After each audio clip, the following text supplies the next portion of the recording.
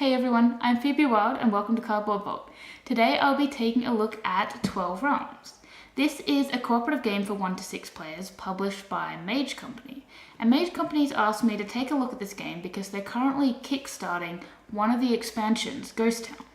So in this video I'll be taking a look at the base game here, and I'll do a later video looking at the prototype of Ghost Town that I've received and talking about what it adds to the game. 12 Realms is a game based around fairy tales. Each player will select a popular fairy tale character as their hero, and all the heroes must work together to try and defeat the evil that's trying to overtake the fairy tale realms.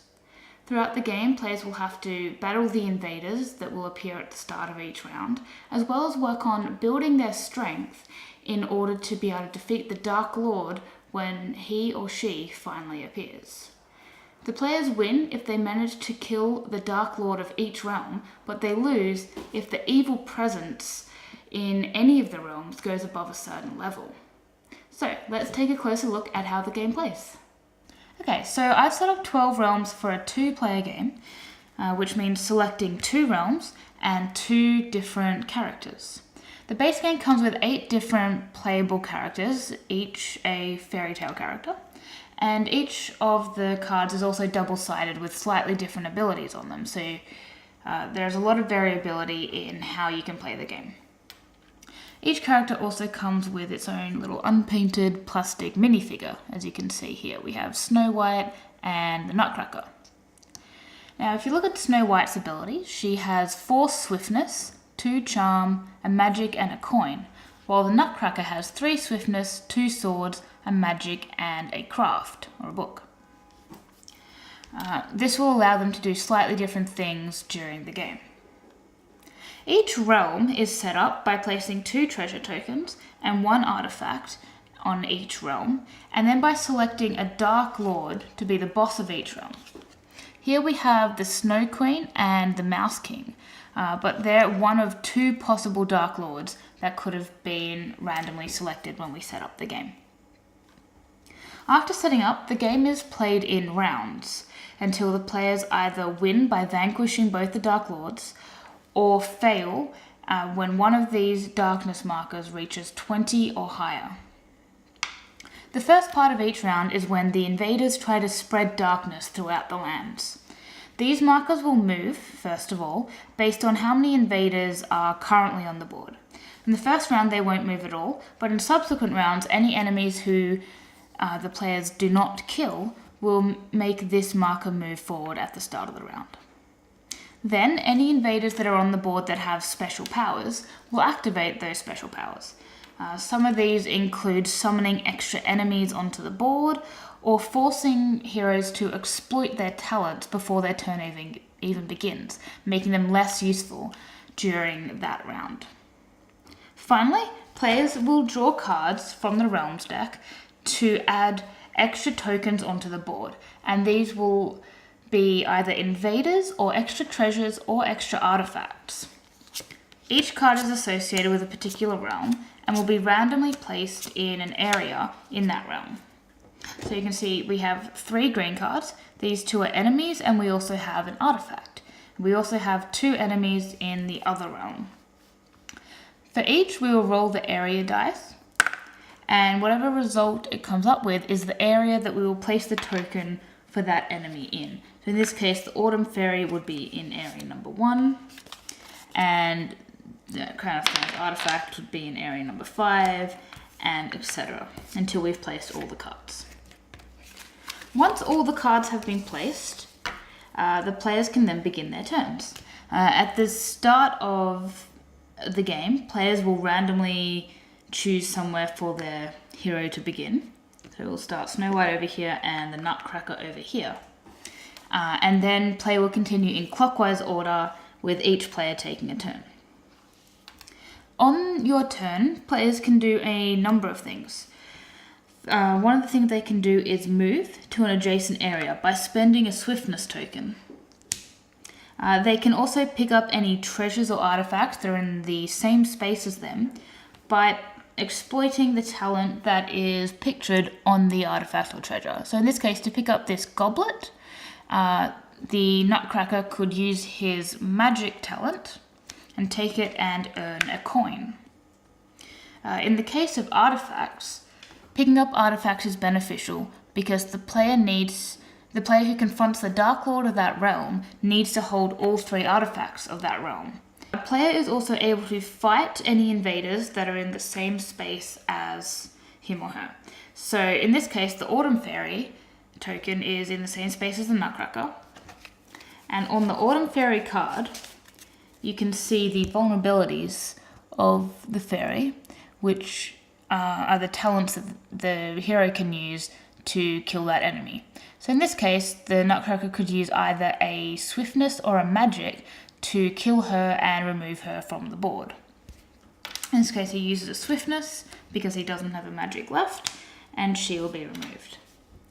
Other things that you can do is if you are standing in a town, you can pay 1 swiftness to look at the top 2 town cards, and these cards will grant bonuses such as giving you extra permanent talent tokens that you can use to do more during the rest of the game, killing more enemies, picking up more items, and things like that.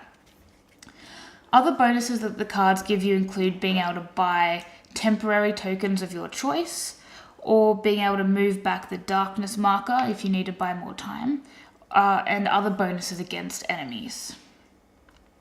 The final thing that a player can choose to do is teleport between realms. And this is the only action that will end your turn. All other actions the player can choose to do in any order and as many times as you like, providing you still have unused talents available to pay for that action. Once all players have taken a turn, they will refresh the talents that they've spent during the round to be reused for next round. And then play will begin again with the invasion track moving and more invaders coming onto the board. Once one of these reaches 16, as I said, the Lord will be placed in a random area, in this case in area 5, onto the board, and the player who is holding all 3 artifacts of that realm is then able to challenge and defeat the boss. Now, the Dark Lord has special, more powerful abilities and requires more talents to defeat. And in this case, the Snow Queen requires you to roll a talents die, and she'll have 4 random traits that you don't know about before you confront her, which will change each time you try to defeat her. If the player is successful in defeating the Dark Lord and all invaders of that realm will be removed from the board, and the realm is considered saved for good. Any cards that are drawn in later rounds that would place invaders onto that realm are ignored. So the player, in a 2-player game, the players only have 1 more realm to worry about saving. If they manage to kill both Dark Lords before this marker reaches 20 as well, then they win the game. However, if one of these markers goes to 20 or higher, then they lose. So I've played a few 2-player games and a few 3-player games of 12 Realms, and I really, really enjoyed it. There are a lot of things that I thought were excellent about this game. As a fantasy adventure game, it's relatively simple and short that you get from games of the same genre.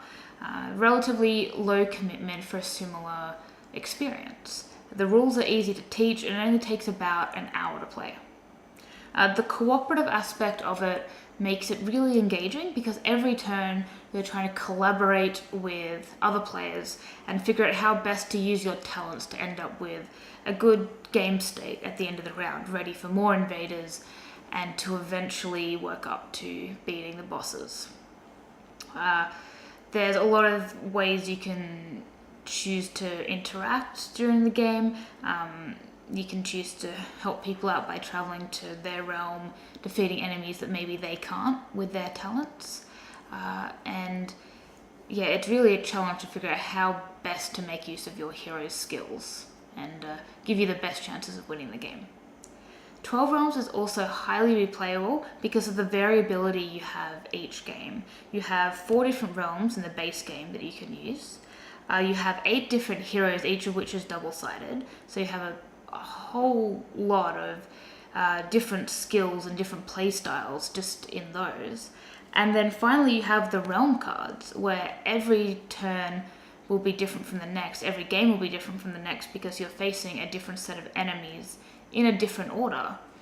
So you have to, from game to game, deal with different situations that might crop up and figure out how to defeat those enemies that maybe your heroes aren't best equipped to deal with.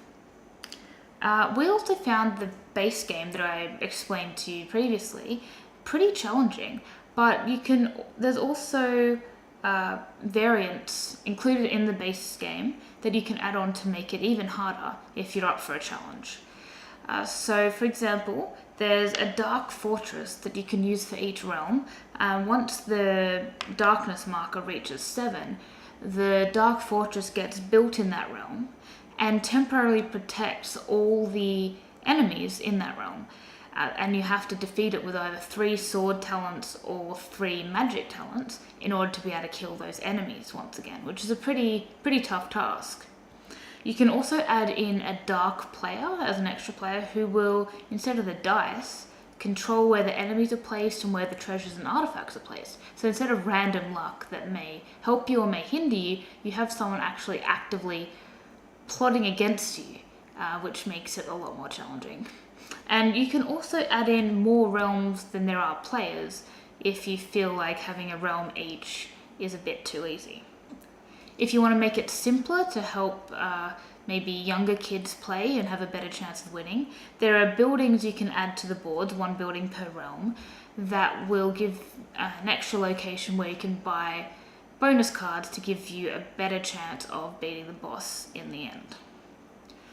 The only criticism I have of 12 Realms is the slightly confusing iconography. It's obviously done to make the game language independent, and it's definitely learnable after a playthrough, but all the iconography on the player mats and the realm cards and the town cards is slightly intimidating when you first sit down to play and you're trying to figure out what everything does.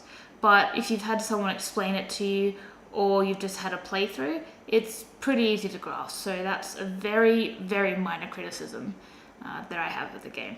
Other than that, if you're looking for a light co-op fantasy game that's suitable for all ages with a bit of adjusting depending on whether you want to make it really, really hard or really easy, 12 Realms is a great game for that.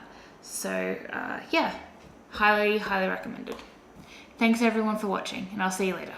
Bye!